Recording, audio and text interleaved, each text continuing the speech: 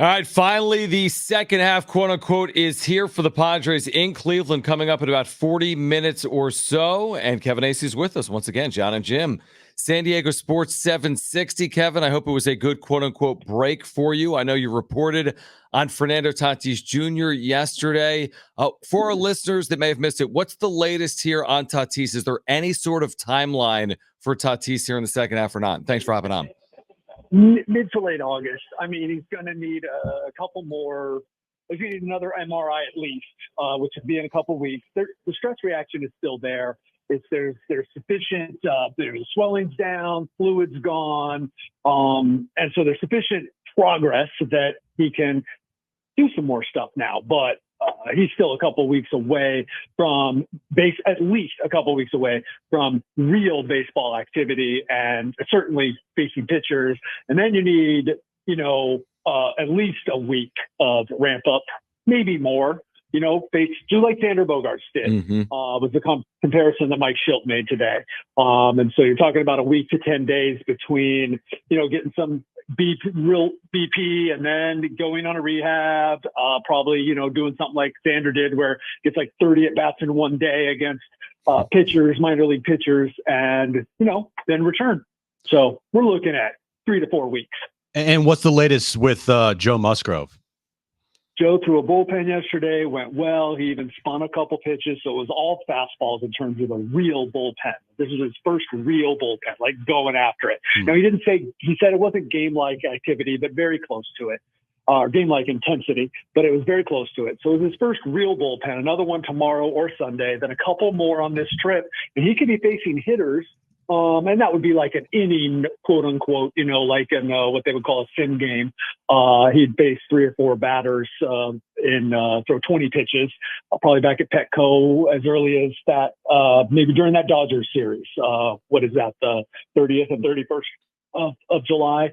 And probably a couple of those, depending on how he's feeling. All of this is dependent on him coming out of everything he does, not feeling any discomfort there in his elbow, which he has not yet. He loves how it's going. They love how it's going. And so, again, late August. So probably both those guys, or if things go well, both those guys in mid to late August.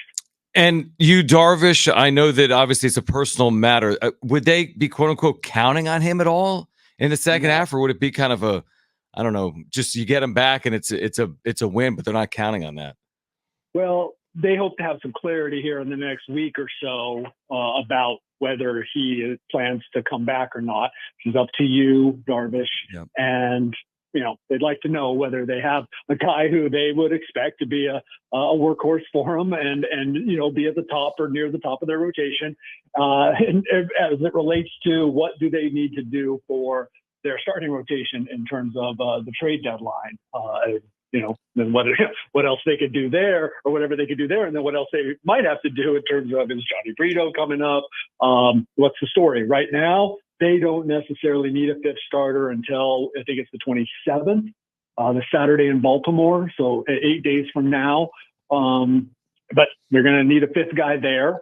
Then they could go again without one for a little bit, but you hope by then that they would have done something at the All-Star break, at the trade deadline. So let's go there with the deadline. What are the expectations? It's basically these 9 games, because you come home and by then you're basically at July 30th. So they're making their plans obviously over the course of this 9-game road trip. What do you think they're hoping to accomplish or hoping to do between now and July 30th? Well, the word is still that bullpen is a big priority and starting rotation. They can't keep going like this with 4 starters, and that's counting Randy Vasquez as a viable starter. Which look, he's looked pretty good, and he is. But then are you going to get Joe back at what you need Joe to be back at? So you're looking at, like I said, mid to late August before even finding that out. So starting pitching is just imperative. But the thing that you hear about the most is the bullpen. And so I think that's fair. Hear about that before I even knew the bullpen was a problem.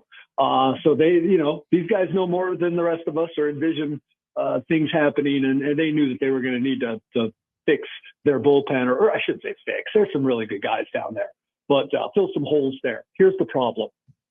the Dodgers have big time pitching needs and a lot of money and a lot of prospect capital. The Orioles have big time pitching needs and they have a lot of prospect capital.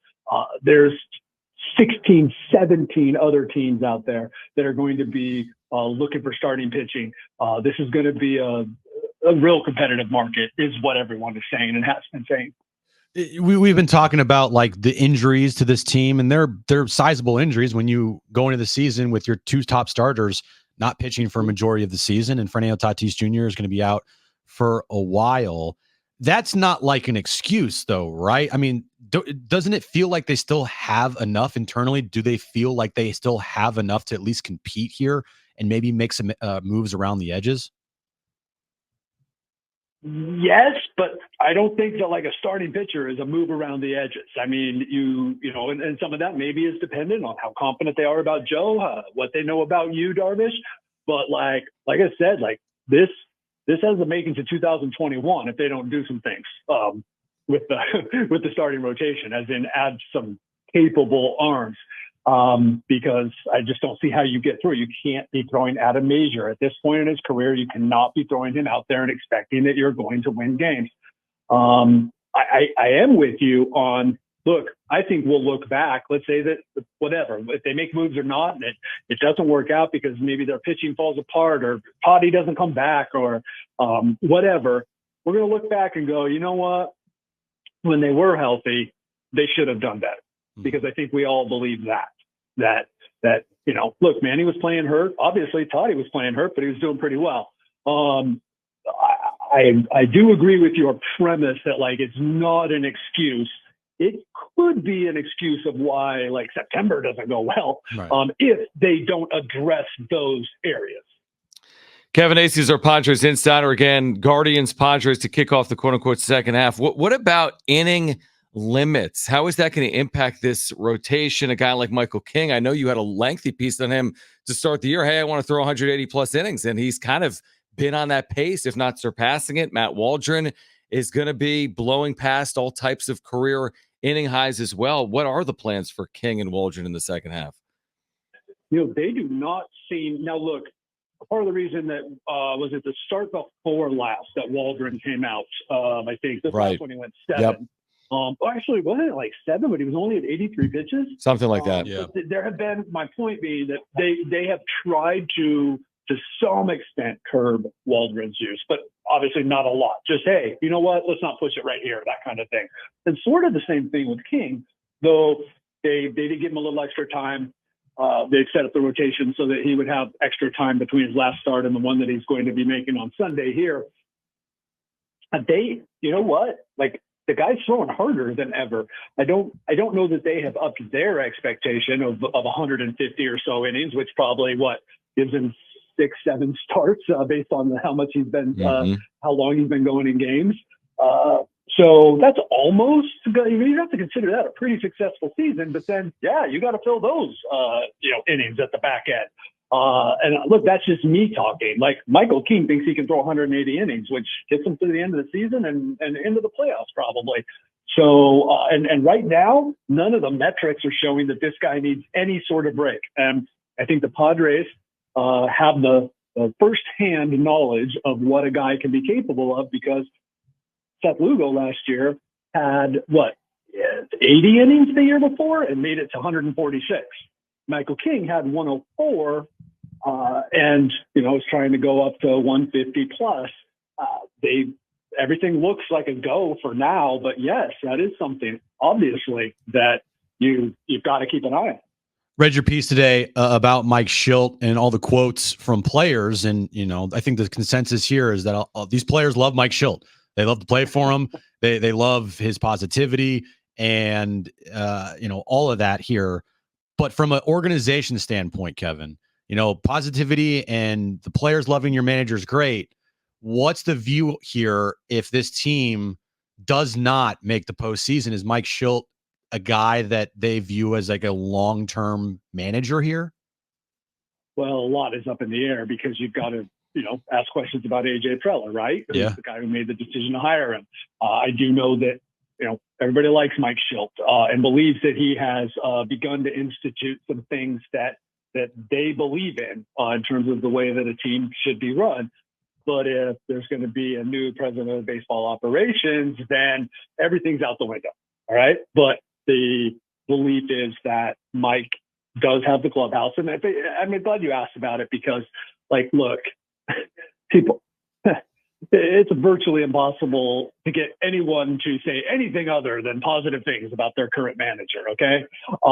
But so, like, I want to stress that, like, this was something that I waited on. And now, while I'm not saying that the quotes were old, but that, like, I wanted to have a firm understanding of how they felt and how strongly they felt about Mike Shildt before I did this story. There is a real belief in him as a player's manager, as a guy who knows what he's doing, and the faith that he has, and that his positivity is kind of like exactly what they need. He's empowered the leaders on the team. And so I want to make sure that it's like, not just like, oh yeah, you know what? Cause they said nice things about Bob Melvin. And guess what? At the beginning, they said nice things about Jay Stingler. So, whatever, but I do believe that there is a really good feeling about what Mike Shildt is doing here. But you know what? If AJ goes, who knows what it is that they decide to empower the next general manager to do. Kevin, before you go, I mean, this trip, I think, to be fair, is somewhat daunting. Now, Washington has really struggled, but the Orioles are 20 games over. The Guardians are 20 games over.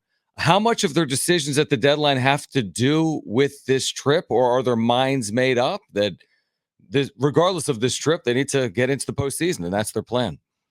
Yeah, I believe that is. Now, look, go 0-9, sure, and you find yourself 7 games back. That's a whole other thing.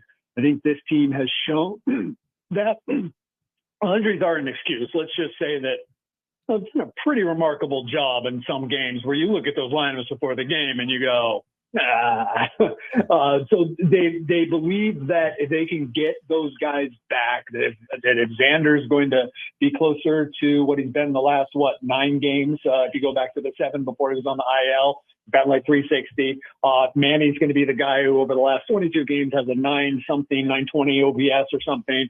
Get Toddy back, get Joe back. That like adds a few pieces, and that this is a legitimate championship contender. And I don't see anything on this trip, barring, like, again, like, it's not just how their record is, it's are they 6 or 7 games back? And, at that point, is there the appetite from above AJ Preller to invest what would be necessary in a very tough buyer's market to legitimately improve your team?